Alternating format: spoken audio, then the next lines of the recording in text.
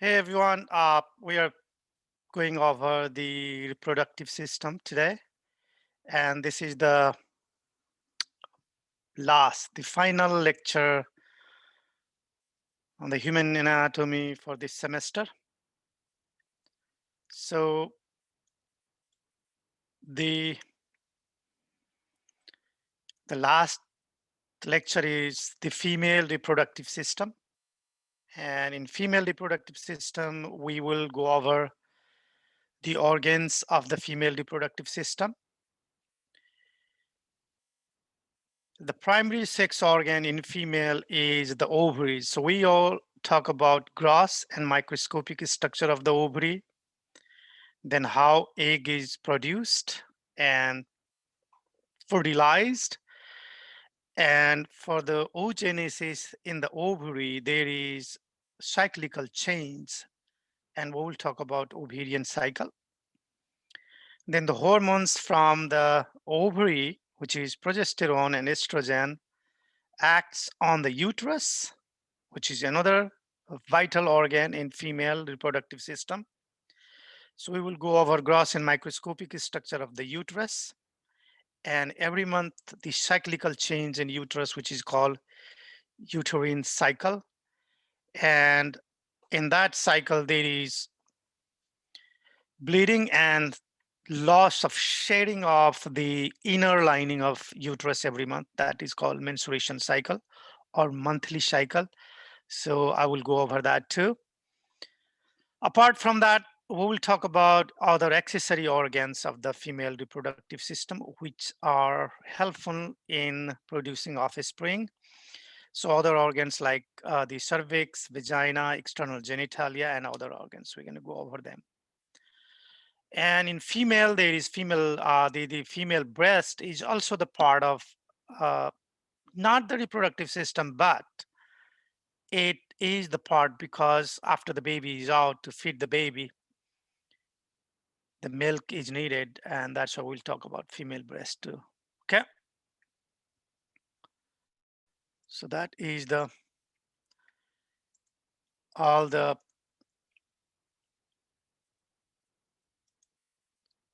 information we will go over today.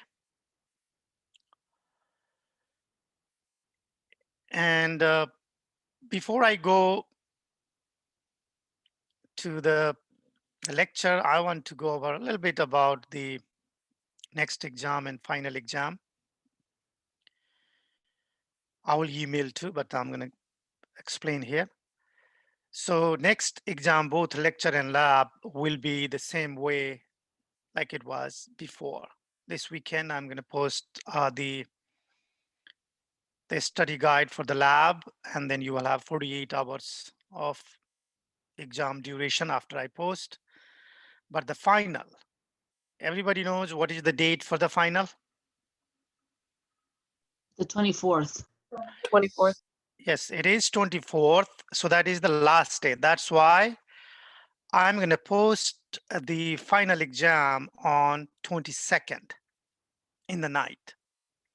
So if somebody wants to take 22nd, that's fine. But 24th, it will be done. It will not go a second after 24th. Okay. That's the final is final. So final day. Is it due at midnight on the 24th? Yeah. So 11 o'clock on the 24th night, 11:59, it will be closed. Okay. And Dr. Shah, sorry, I just had a quick question. What are we doing next week? Are we going to be meeting for lecture on Wednesday? For review? No.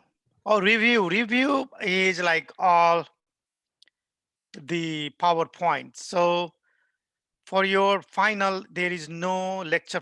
Some of the students don't get it. Everything is explained in the schedule and syllabus, but still I'm going to tell you, I get email. Do we have final lab? No, we don't have final lab. Lab is completely PowerPoints. You'll just read the PowerPoint. You'll get the similar question, not the same question. And you'll have only multiple choice question, 100 question. Out of those I think I have emailed that information. Did I? Yeah, you did. Yes. Yeah. So out of those 100 questions, the 50 question will be from this upcoming exam, which is midterm 5th. Okay. So I will say again, 5th midterm is not one midterm. It is 2 midterm because you get 50 question in the 5th midterm and you get again another 50 question, similar question in final. So this is the best time to uplift your grade if you're down. Are you following me? So 50 question in the final will be from 5th midterm and rest 50 question will be from all other chapters from chapter 1 to chapter whatever is in the 4th exam. Okay. And all the question will be only multiple choice question. Professor, Uh-huh.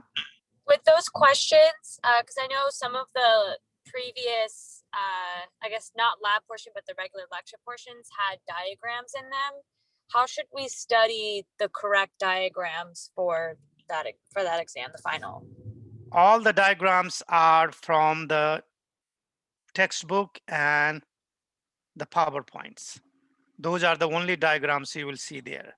Not other Okay, any thank you. lab diagrams, not the model diagrams, not the dissection diagrams. No, only diagram from the PowerPoint and the Homework?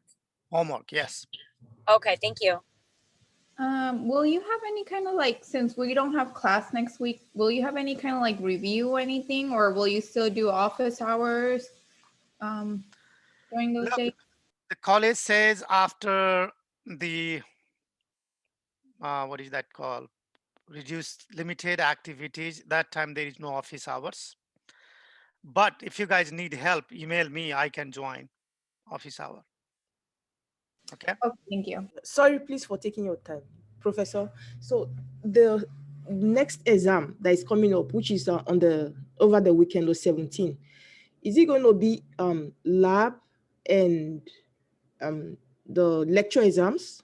Yes, And that is a schedule. then- Lab and lecture okay, both and are lecture excused exam. for that day. Yeah. Then also in the finals, we're going to have 50 questions from the last topics. So we're going to have it in this coming exam, and we're also going to have it in the finals. Yeah. Okay. Okay. Yeah. Thank you. Okay. Any question? If not, let's start the. I need something in a row. Turn off your sound system, guys. And will grading? Grading. I have done everything, a lot of in the physiology, and I'm working on the Bio 4 last exam, and that will be done like tomorrow, by tomorrow. Oh, Dr. Shah, I was wondering also for the 5th exam, since our previous lab exams had some fill in the blank questions that you had to manually grade, will we also have questions like that on the 5th lab Yes. exam, or are you gonna, okay. No, So you'll there have will to be. manually, Yeah, so I have to Okay. manually grade that too. Yes. okay. Yeah. Okay, thank you. Okay, so in the female reproductive system, the primary organ of the female reproductive system is the gametes or the ova or the egg. And so your female reproductive system, ovary, produces gametes. The reproductive system also prepare and support a developing embryo. This is exclusive function of the female reproductive system. There is not homologous function in the male. Male has to just give the seed, that's all. That's after that, job is done. There is no job, okay? And to prepare to support a developing embryo, female undergo change according to the menstrual cycle. So every month, under the influence of hormone from your brain, from your pituitary gland, and from your reproductive organ like ovary, there is change during the monthly cycle to prepare and support the developing embryo. Okay. So let's talk about the female reproductive organ. So here you can see the female standing. This is the anterior and this is the posterior. This is mid sagittal section, and you are looking from the lateral side towards the medial half of the left side of the female body.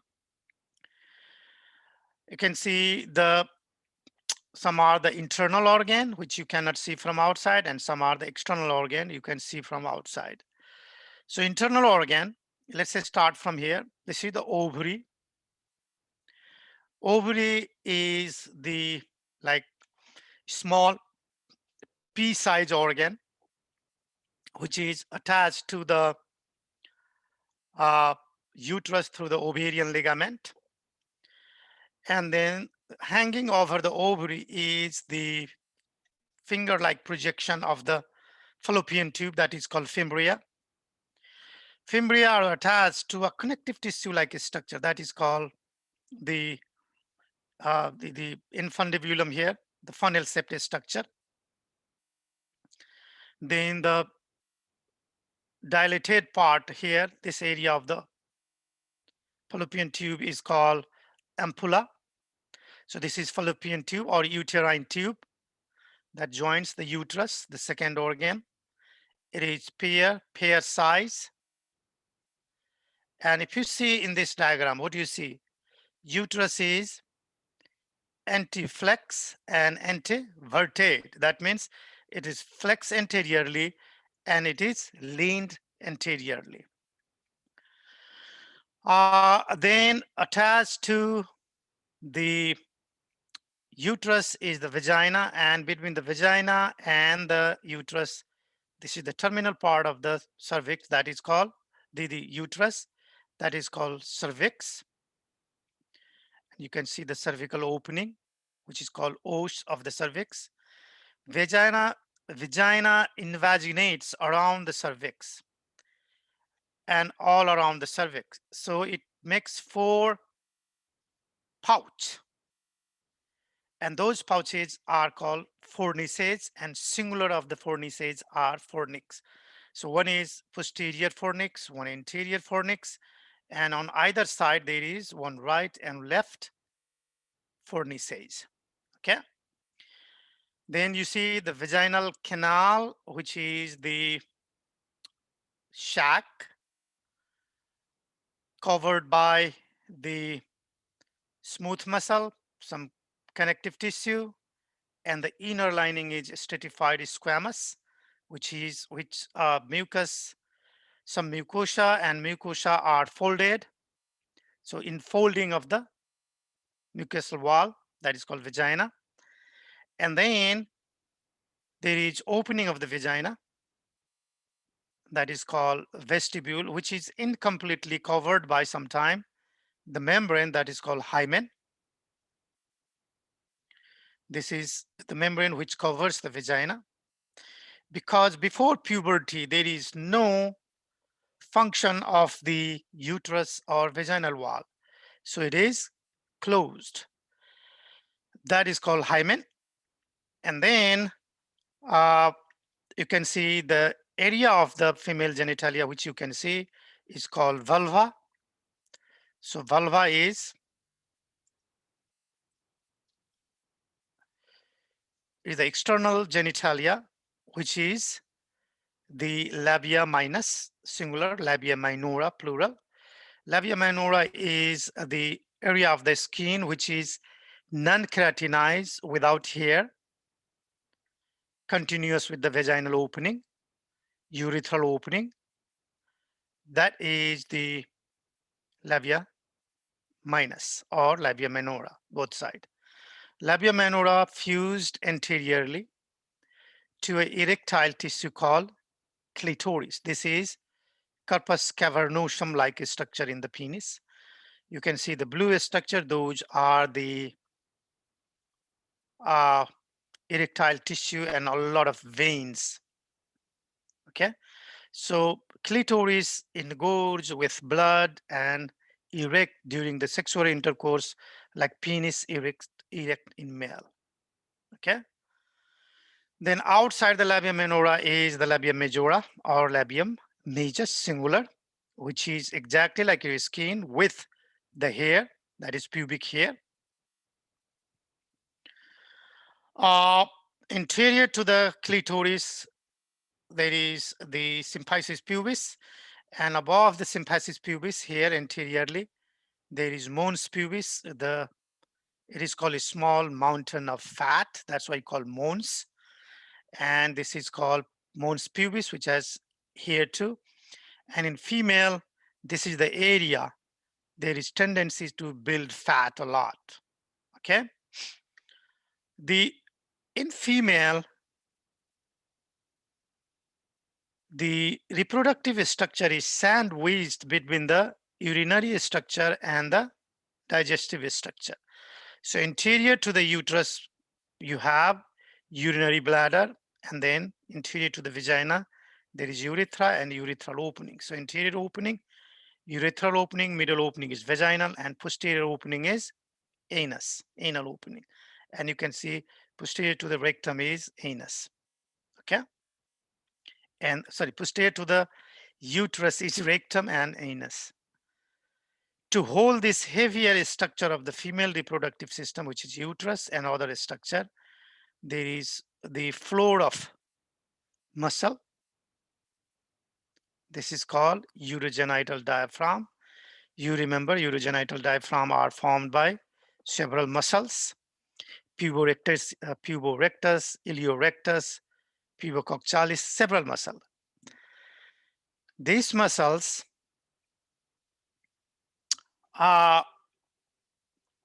gives the sphincter, external and internal sphincter. External sphincter for the anus. It also gives the support for external sphincter for the bladder. And it has also holds the vaginal opening. So when you do Kegel's exercise and they ask you to squeeze your butt to tighten the pelvic floor muscles and to tighten the vaginal wall, you squeeze these muscles and that do the exercise. Okay. The hymen is the diaphragm in the opening of the vagina, and in some people still believe this is the sign of virginity. That is all about the stupidity. It is not, because a girl, when they get adolescence and start physical exercise, running, biking, hiking, it can easily rupture. And you don't even see any bleeding because that's such a membrane and it ruptures slowly. Fibrosis happen and you will not. But in some people, if they are not very active in that time, if they rupture during sexual intercourse, yes, it bleeds. Or during the menstruation cycle, the bleeding, it will open itself easily. Okay.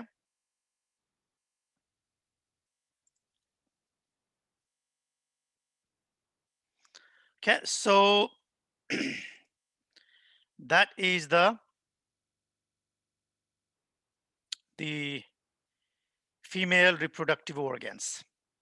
Okay.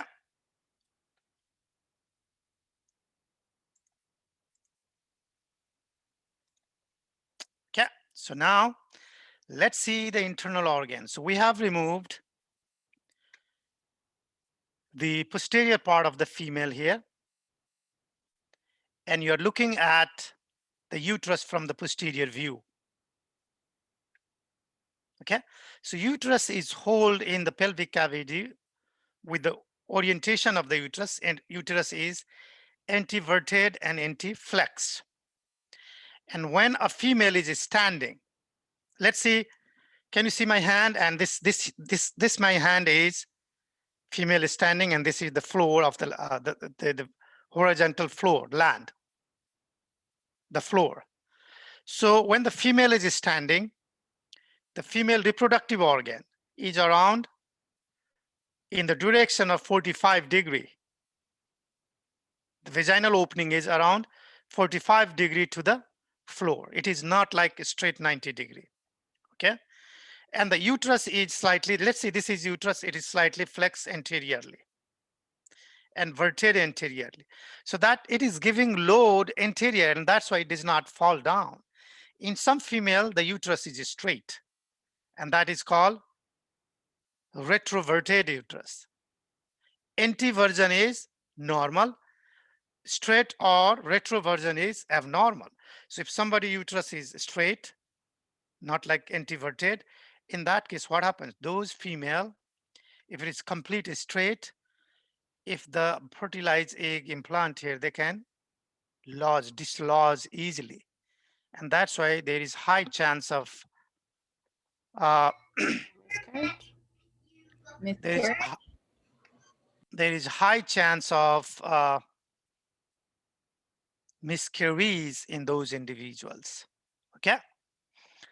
So that is one means to hold uterus in the pelvic cavity.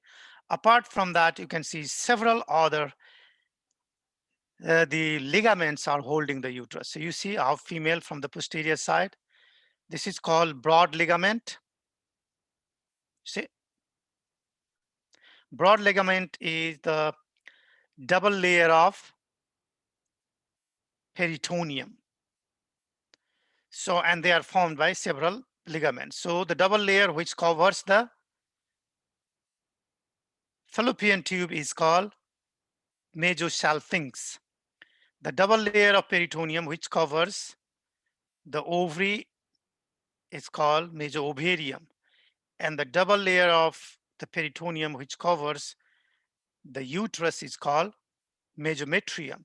And together these all supporting ligament, we call them broad ligament. Apart from broad ligament, there is other ligaments which is holding the pelvic organ, like ovarian ligament, attach ovary to the uterus. Then there is round ligament which attach uterus to the anterior. So this is coming anterior. So it goes anterior and attached to the anterior body wall. There is another ligament. Where is that? Uterosacral ligament. You see here? Uterosacral ligament attach the uterus to the sacrum, which is going posterior to your body. Okay. And then there is some ligaments which is holding the cervix. You see lateral cervical ligament. So these are the ligaments which is holding the uterus and other reproductive organs. Okay. Let's see the structure, histological structure of the uterus and the ovary. I'm going to go and talk about ovary later, but let's see how these reproductive organs work during the reproduction. So when egg is released on the day 14 of menstruation cycle, that is captured by fimbriae and then put into the infundibulum here, the funnel, due to the contraction of the fimbriae and sucking the egg inside. Then it comes into the ampulla. Inside the ampulla, sperm comes here and fertilize the egg, and then it moves from there and attached in the lumen of the uterus, cavity of the uterus. And that is called implantation or conception. And when they fuse with the sperm here, that is called fertilization. So now in the uterus, you can see uterus has parts. This is the fundus, the curve shape is structure, fundus of the uterus. This main region of the uterus is body of the uterus. And then this is the cervix. When you see the histology of the uterus, the outermost layer is called, in the wall of the uterus, the outermost connective tissue layer, thin connective tissue layer is called perimetrium. And the innermost layer, which is the simple columnar epithelium, that is called endometrium. And the main thicker layer from here to here is made up of a smooth muscle that is called myometrium. And these three, endo, myo, and perimetrium, are the wall of the uterus. The cervix has inner opening with the uterus that is called internal os, and this is external os here. And the canal between these two oses are called cervical canal. This is the canal diameter determines during the childbirth which stage of the labor is. If 1 centimeter, we call it first stage, 4 to around 3 to 4, stage 4, there is criteria, okay? And then you can see the cervix and the vagina, okay? The external, the cervix structure.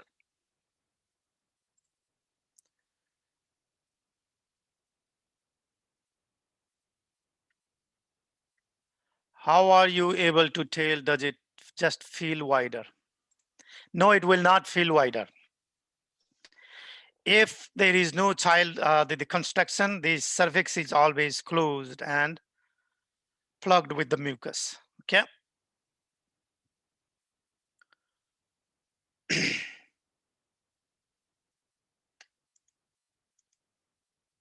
Okay.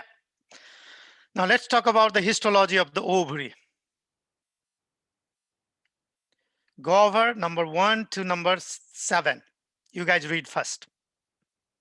This is the ovary, its frontal part is removed, so you can see the histology. This is the diagram of the ovary.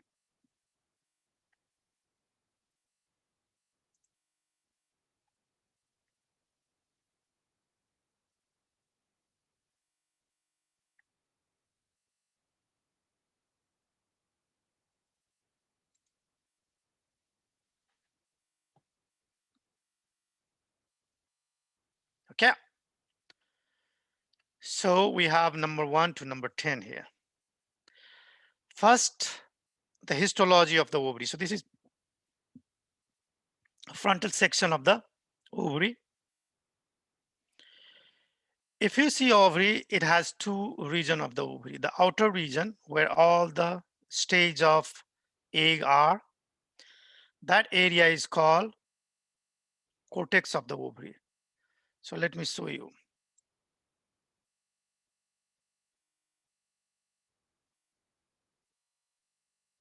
No. So the area inside the blue area is called medulla, and the area outside is called cortex. Okay. It is cortex. So let's see in the cortex, what are the layers? The outermost layer of the ovary is called germinal epithelium. Do you remember germinal epithelium in the seminiferous tubule? Yes. And that was the layer which was making sperm. But here, it is misnomer. Germinal epithelium is the connective tissue of the ovary. It does not germinate. It does not make any egg. Okay. After the germinal epithelium, there is white layer. That layer is called tunica. Albuginea. Is tunica albuginea, that is connective tissue. That also does not do anything. Inner to the tunica albuginea, we have the connective tissue, and inside the connective tissue, you have inherited primordial germ cells or gametocytes from your mother when you were only 5 weeks old inside your mother's womb. Since then, you got these cells, primordial germ cells. And then slowly after birth, your ovary developed and these cells start there. So these cells are here. These are the small primordial follicles. You see primordial follicles. These primordial follicles slowly increase in size and becomes primary follicles during the puberty. And then some more cells around. So you see these dot blue inside, the dark dot, that is the nucleus of the cells. And these cells are diploid, means they have 46 chromosomes. What do you see here? Cell size increase as well as the follicular cells also oocyte, size of the oocyte increase, plus the granulosa cells, which is follicular cells, also increase in size. Then later in stage 5, what happens? These follicular cells, which is called granulosa cells, start making some fluid. And then they form antrum, cavity. Okay? Several fluid-filled vesicles forms first, like here. And then later these all vesicle, like more than one vesicle, fuse together and make a large vesicles. That is called antrum. And these, the first meiotic cell division completes and they form secondary oocyte. Secondary oocyte is now haploid cell. We're going to go over that. Okay. At the same time later, these cells produce another enzymes, these cells, and that, like protease enzymes, they break down this oophorous area and breaks down the wall of the follicle here, and they release the egg. That is called ovulation. When egg is released, it is not solely egg only. So you have secondary oocyte outside covered with corona radiata and a lot of cells. Okay, so those cells you see here, what are those cells here? You have oocyte, and then you have the corona radiata and zona pellucida. So when this egg is released, either fertilized or not fertilized. If fertilized, this egg will move from here through the fallopian tube and go to uterus and implant. It takes 6 to 7 days from here to reach there. In those 7 days,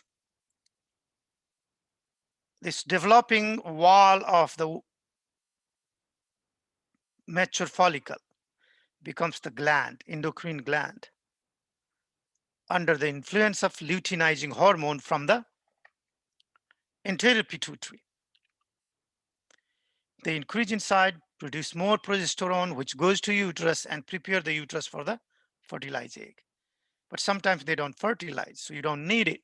That's why luteinizing hormone drops down, progesterone goes down, and then it dry out, and that is called degenerating corpus luteum, or we call it corpus albicans. So this growing one is corpus luteum, and when they dry out, degenerate, then we call them corpus albicans. And then another menstruation cycle begins. Okay.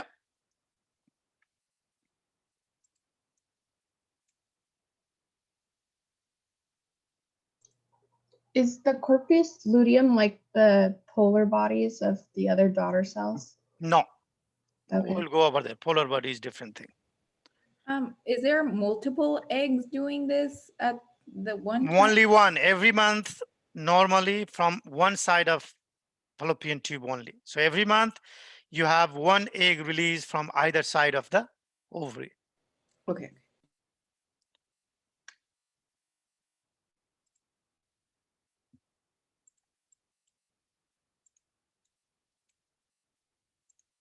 Okay. So ovarian cycle.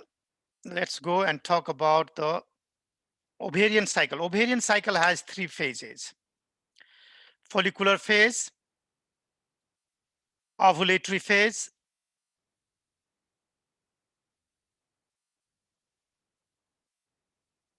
ovulation, and luteal phase. Okay. So follicular phase, ovulation, and luteal phase. And we're going to go over that in one If I do, then I will not be able to finish. Okay. So I will go over them all in one slide later. Let's talk about in detail cellular level how oogenesis takes place. So here you go. You guys go over it one time and then I will explain so you'll understand. Just read it. This side you have what is the cellular division, mitotic division happens, and what happens in the follicles this side. So this is before birth, during childbirth, and then after that, during the puberty.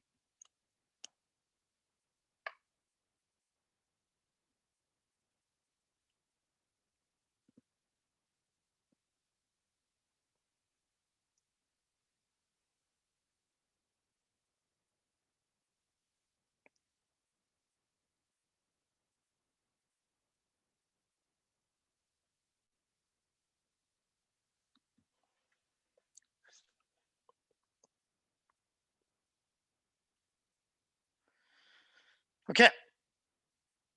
So these follicles, where are we now? In the cortex or in the medulla of the ovary? Cortex. In the cortex of the ovary. So this is Oogonium stem cells, which you got 5th week of gestation, of your gestation inside your mother's womb. And you start with around 7 to 6 million. And then every month you are losing. And you will find the reason why you ovulate only 400 in entire reproductive life. So before birth, you start with Oogonium, which is the stem cell. That's why we said 2N means 46 chromosome or 23 pairs. And from there, mitosis starts, and then you form primary oocyte. You increase in slightly size, and then there is cells, ovarian cells start dividing and forming the layers of the cell around the Oogonium stem cell, that is primary follicle. Then further growth during the childhood, and you have enlarged inside primary oocyte arrested in early meiosis, and present at birth. In this time in childhood, your ovary is inactive. You are not doing anything. So again, you are still in the primary follicle stage. Each month from puberty to menopause, what happens? After puberty, the hormone from the brain, GnRH, from anterior pituitary, FSH, and LH, FSH acts on these cells. You see the cells? And that cell then, which is already started the meiosis, are still arrested in meiosis. Okay? And they are still diploid. But there is, due to the follicular FSH hormone, primary follicle enlarged, and there is more cell growth. And then around the 13th day of menstruation cycle, 12 to 13 day, these cells start making fluid and they make antrum. And then we call the same follicles the vesicular or Graafian follicle. And this is the time where first meiosis completes. But what happens? When first meiosis completes, how many daughter cell was made in a sperm?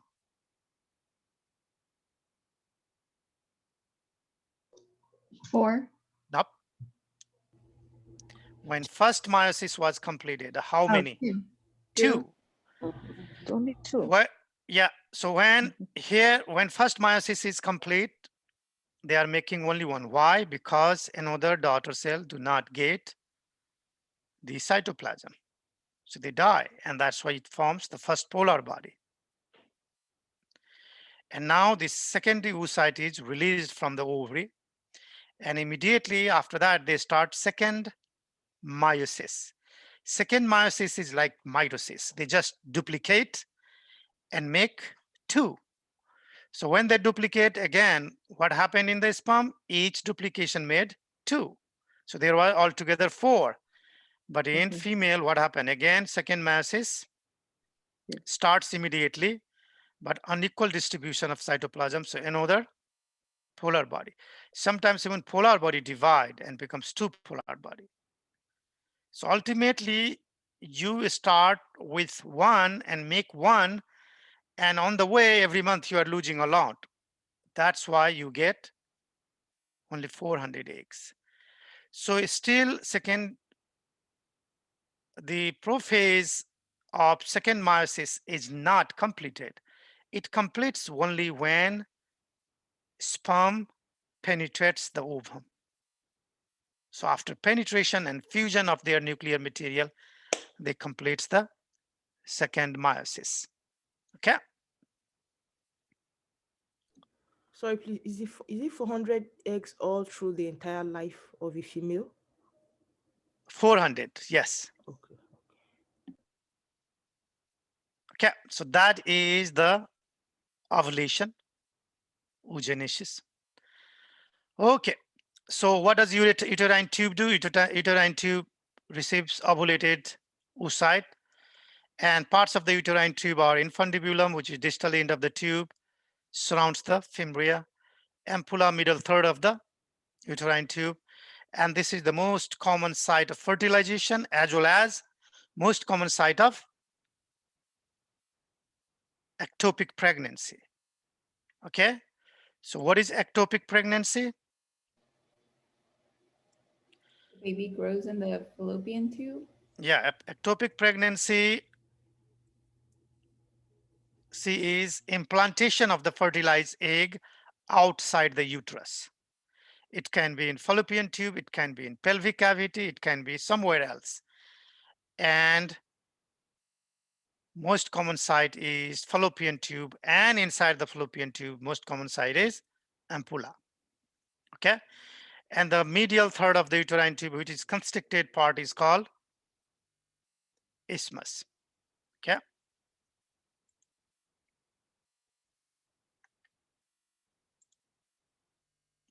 so you see, this is the fallopian tube.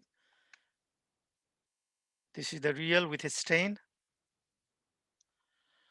Okay, now uterus lies anterior to the rectum, posterior to the bladder, anteverted, anterior. I talked about this. Is a cervix, cervical canal, os, external os. We talked about it. Let's talk about the histology of the uterine wall. So if you see uterus wall, this is the lumen of the uterus and this is outer wall. The perimetrium is removed. We have only myometrium and the endometrium. So what do you see in the myometrium? This pink structure, this is the smooth muscle fibers. And through the smooth muscle fibers, you see there is a lot of radial artery and veins, endometrial artery and veins. They are supplying the functional layer, the endometrium of the uterus. And this uterus has, endometrium has two layers. So you see here, from here to here, this layer is called functional layer.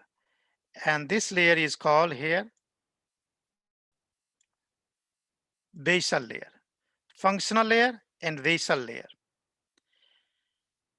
When there is no progesterone during the menstruation cycle, you see the straight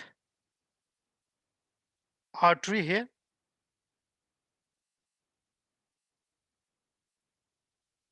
This artery, under the influence of lack of progesterone, they start contracting very fast and relaxing. And when they do that, a lot of blood flow here, increase the pressure, and they rupture these blood vessels. Here, the spiral coiled arteries and straight artery constrict and squeeze blood a lot of here, increase pressure, they rupture. And once they rupture, these all blood vessels, these all glands, and the tissue in the functional layer lost during the menstruation cycle. That is called sloughing of the endometrium or shading of the endometrium with glands, with blood, and that is main stage. Okay. Next month again, under the influence of estrogen and progesterone, this functional layer will develop into the same layer.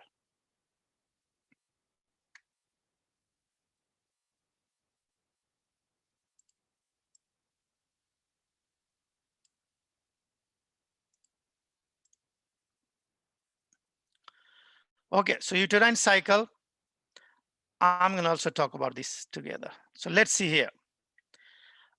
Earlier I said, so female body had change in body every month. So what are the change? Change will happen into hormone in your body. Hormone from the brain, particularly the hypothalamus. Then hormone from anterior pituitary. Then change in ovary, change in hormone from the ovary. Then that will bring, ovarian hormone will bring the change into the endometrial layer. So look at here. This is the ovarian cycle here, and here is uterine cycle. And each menstruation cycle is around 28 days. You see, from day 1 to day 28. Let's see what are the phase in the ovary first. Ovarian phase are follicular phase, ovulation, and luteal phase, or sometimes we call ovulatory phase. Ovulatory phase is very small, so we don't even call it phase, it's just ovulation. Similarly, there is change in uterine wall, and there is menstrual phase, proliferative phase, and secretory phase. And you can see the date, okay? So let's start in a global way how it comes down from the brain to the cervix, to the uterus, and to the female body. That's why female body has every month change in the neurotransmitter, change in the hormones, change in the ovary, change in the uterus, change in the other body feature, change in the mood. Okay? Learn it, guys, learn it. That will help, okay? Because it is not like it is the somebody is irritating. It is the hormone. When you have a lot of progesterone in your body, that's gonna loosen the joints, the cartilage, and cause a lot of pain, back pain, body ache, swelling, irritation, irritability, okay? So I'm gonna go over this slide and explanation a lot because there is no writing. So you have to understand here, and I'm gonna pick you some of you. So from your brain, like hypothalamus, you get gonadotrophin releasing hormone that act on the anterior pituitary, and then anterior pituitary produces two hormones, FSH and LH. FSH is green and LH is red. You can see here. These two hormones has receptor on the ovarian cells, on the follicular cells of the ovary. FSH act on these cells and increase the follicular size. LH also act on these cells. So from day 1 to day 13, there is increase in the size of the follicle. That's why we call it follicular phase. And this is under the influence of primarily follicle stimulating hormone. At the same time, these follicular cells produce a hormone. That hormone is called estrogen and very little progesterone. This hormone act on the endometrial cells, on the basal cells. It is, you see, due to previous month bleeding, the endometrium layer is very thin here, you see. So this estrogen hormone acting on these cells increase these artery, veins, and glands, and some cells. Luteinizing hormone acts on these cells and increase the receptor for the luteinizing hormone, act more, And in response, these ovary produce a lot of estrogen now around day 13 and 14. So there is positive feedback between the LH and estrogen. And this is called LH surge. And that's the time egg is released. And that is called ovulatory phase. After the ovulation, this egg may fertilize and come here on the uterus to implant. That's why it needs to be thick, spongy, and receptive. To do that, the LH hormone acts on the cells around the wall of the follicle and turn them into a gland that is called corpus luteum. And they produce a lot of progesterone hormone and act on these already growing endometrium, adds more thicker glands, you see, more blood vessels, and make it thicker so that the fertilized egg can implant here. But not all the eggs fertilize. Again, what happens? There is lack of luteinizing hormone, because luteinizing hormone is produced based on the beta HCG, human chorionic gonadotrophin hormone. And once there is no progesterone, then these blood vessels cannot sustain, as I said earlier, and they constrict faster and remove these all blood vessel glands, and sloughing of the tissue happen, and then my menstruation cycle start. So this phase is called secretory phase because you secretes a lot of mucus through the gland, and then this menstruation phase starts for another month. Okay. This is all phases in day by day, and they are written. Okay. Vagina consists of 3 layers.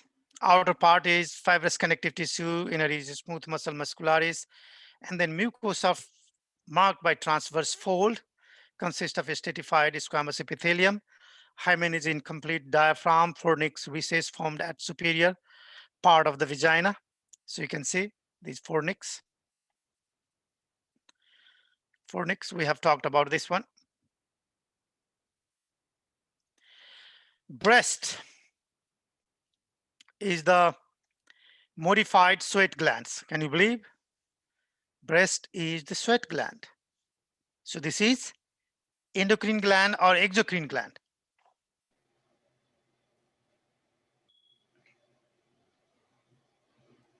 Exocrine.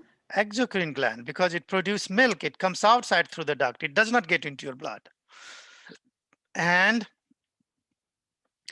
glandular structure is undeveloped in non-pregnant women. And during the pregnancy, due to the estrogen and progesterone hormone, there is glandular structure, ducts and sinus and alveolus of the gland increase in size. And then they add more receptor for the prolactin and oxytocin hormone. And then milk product start after the birth. And the size of the breast in non-pregnant women, if you see different size, is based on the genetic mode, based on how much fat deposit you have. So it's fat which determines the size of the breast, not the glands. Okay. So you can see this is the breast tissue on the pectoralis major muscle, and it starts from your second rib and it reaches up to the 6th rib. If you see the surface of the breast, this is black area that is called areola, and then nipple. Inside the nipple, you see duct of the breast is opening. And before that, milk is stored here in the lactiferous sinus. Okay. So this is the most of the cancer developed from the sinus and the duct of the breast. Okay. That's all, guys. Thank you very much. Thank you, Professor. Thank you. Thank you. Thank you. Bye, guys.